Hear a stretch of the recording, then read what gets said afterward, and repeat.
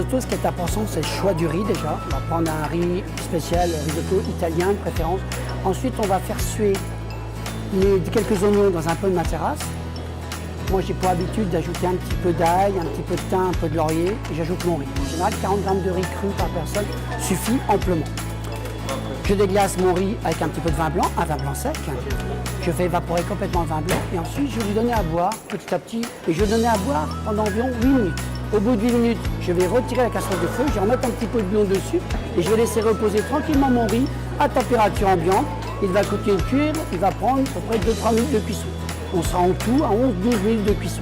Je vais remettre la casserole sur le feu, je vais rajouter un petit peu de bouillon de volaille et je vais mettre en fin de cuisson du beurre ou de la crème, voire de la mascarpone et du parmesan. Ça, c'est important. Et on va rectifier l'assaisonnement. Il faut vraiment le cuire en général 14-15 minutes maximum. Il faut vraiment le garder al dente parce que le temps de le servir va continuer de cuire un petit peu. Et on peut servir à cette saison avec quelques champignons. Il y a plein de variétés. Tout s'associe très bien avec le risotto. Voilà. Par exemple, une fricassée de champignons.